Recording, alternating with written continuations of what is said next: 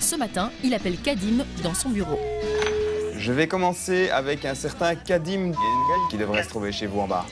Kadim a été arrêté pour avoir donné des coups de couteau à son frère avec qui il vit à Bruxelles. Il s'est emporté parce que son frère lui refusait l'accès au micro-ondes.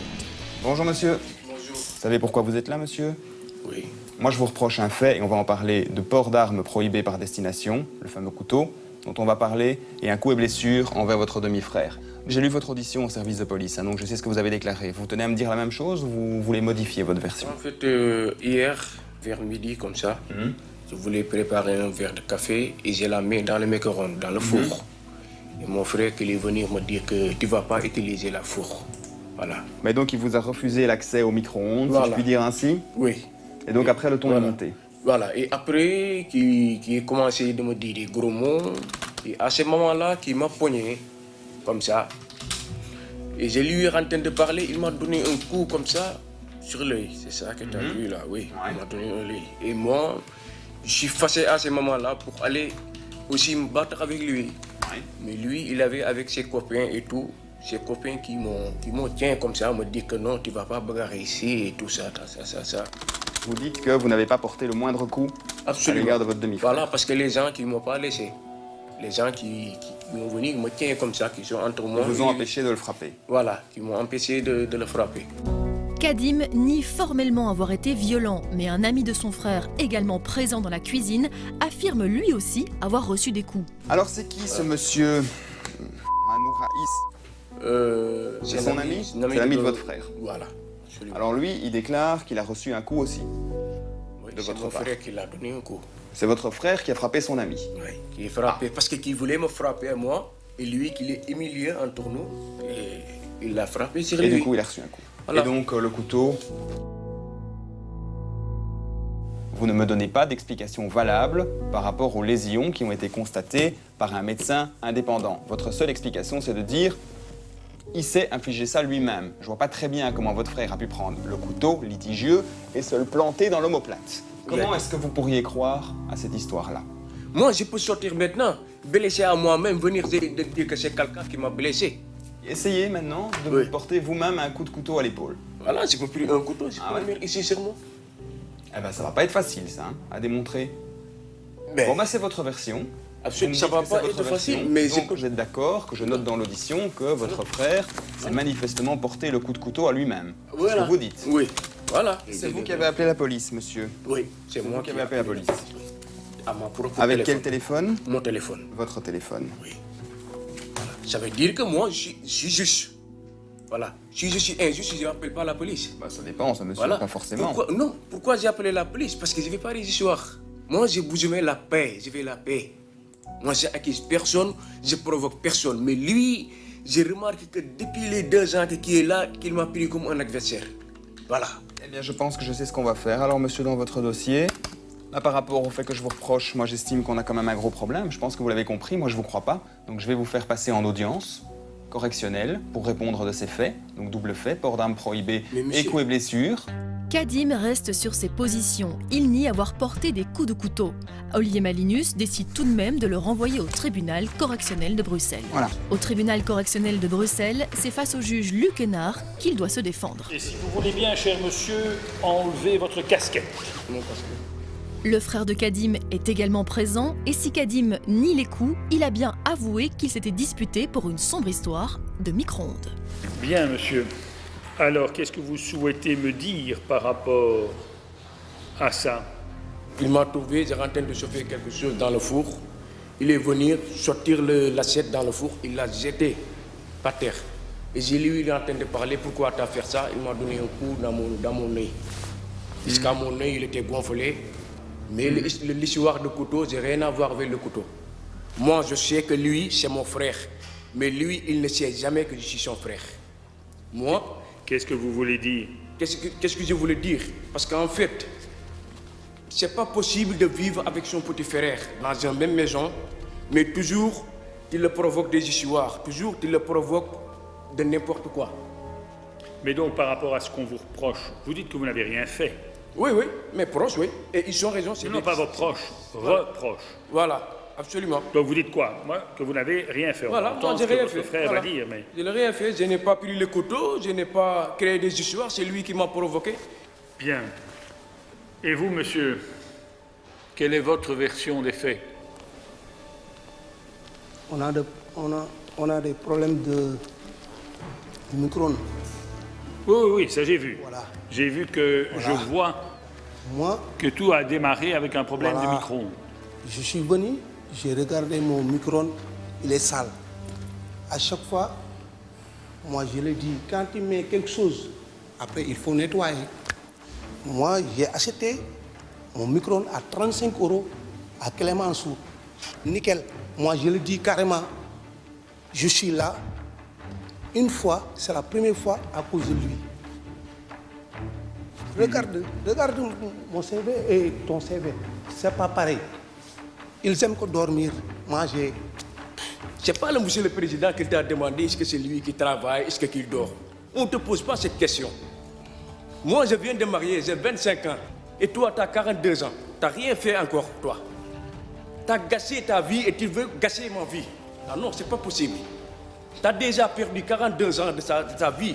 Laisse-moi faire ma vie tranquille. Monsieur, vous Voilà. avez dit... Je suis vraiment désolé, monsieur. Voilà. Ah, mais pas autant que moi, hein. Encore que ceci me paraît un rien surréaliste. Le frère de Kadim n'a donc pas supporté que son micro-ondes soit sale, ce qui a provoqué la bagarre et les coups de couteau. Des coups que nie toujours Kadim. Dans le tribunal, le juge Luc Hénard tente de garder son sérieux. Mais qu'est-ce qui... J'essaye de comprendre. Oui. Moi, je le dis carrément, laissez mon micro-ondes. Tu ne nettoies pas mon micro-ondes. Oui, c'est d'accord. Voilà. Micro-ondes, Le micro-ondes, c'est pas son micro-ondes. Il dit toujours c'est mon micro-ondes. Mais c'est quelqu'un qui l'a donné l'argent pour aller le chercher. C'est pas son micro-ondes. Toujours qui utilise ces paroles-là. Madame le procureur du roi, vous allez m'expliquer le détail de tout ça parce que ça devient un peu compliqué. Succinctement, vous exposez les Me donner un mot d'explication par rapport à ce micro-ondes. Pour éclaircir cette histoire, la procureure du roi Sophie Morel lit le témoignage d'un ami du frère de Kadim, présent également, et qui affirme bien que Kadim a porté des coups. La victime a menacé Kadim en lui disant que s'il touche le micro-ondes, il allait le tuer. Kadim aurait pris le couteau, donc le prévenu a bel et bien pris le couteau qui se trouvait dans un tiroir de la cuisine et a menacé en disant « si tu me touches, je ferai usage de ce couteau ». Ensuite, donc la victime a malgré tout foncé sur Kadim, qui était donc avec un couteau, afin de le frapper. Il est vrai qu'ils se sont battus et que c'est probablement à ce moment-là que le couteau aurait blessé monsieur ici présent, qui présente une plaie superficielle à l'omoplate ainsi que 2 plaies superficielles à l'index.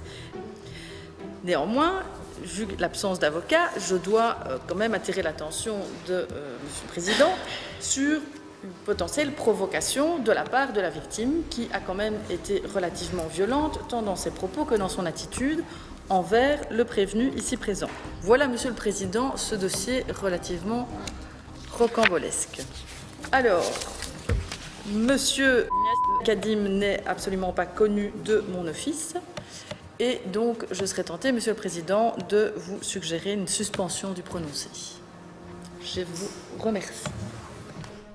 Kadim n'a jamais eu de problème avec la justice. Sophie Morel est donc clémente et demande la suspension du prononcé, en d'autres termes, qu'il n'y ait pas de sanction. Monsieur, que souhaitez-vous me dire? Moi, c'est fini pour moi. D'accord. Je prends mon micro-ondes, je l'ai amené un autre pas ailleurs. Mais en tout cas, aujourd'hui, vous demandez rien. Rien du tout. Moi, j'ai quelque chose à demander. Oui.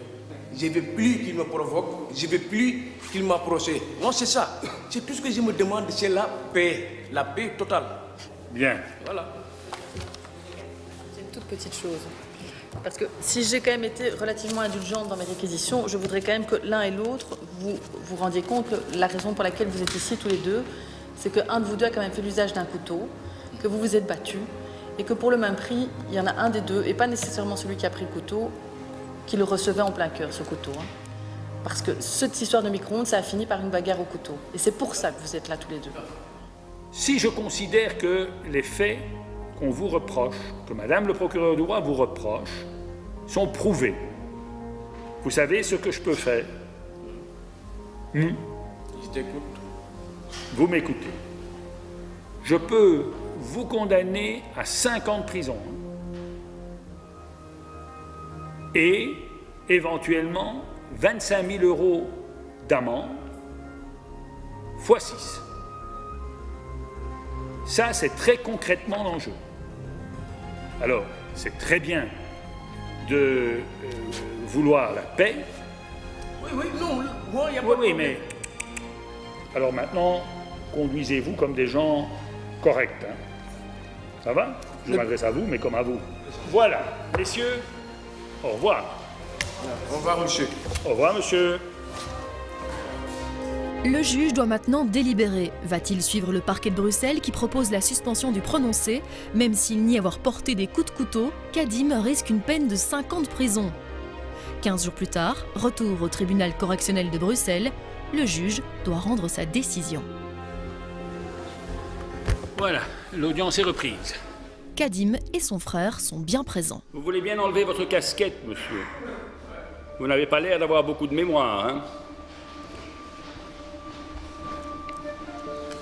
Bien, eh bien, je vais leur faire part de ma décision. Voilà, monsieur. J'ai donc estimé que les reproches que Madame le procureur du roi vous adressait étaient fondés, mais j'ai considéré qu'il était bien de vous accorder une suspension du prononcé, c'est-à-dire ne pas prononcer de sanctions, dans l'espoir que les choses vont se calmer et que ceci ne sera bientôt plus qu'un mauvais souvenir. Le tribunal reconnaît bien que Kadim a porté des coups à son frère, mais lui laisse une chance. Avec la suspension du prononcé, il évite la peine de prison et peut reprendre le cours de sa vie. Alors Kadim, comment vous vous sentez à la sortie de la salle d'audience? Et qu'est-ce que j'ai senti? J'ai senti franchement bien, j'ai senti vraiment justice, vraiment. Et franchement, je ne m'attendais pas à les résultats que je viens d'écouter dans la salle. Voilà. Mais franchement parler, il y a certains frères que c'est pas évident même d'être avec ces gens de frères-là de même sang.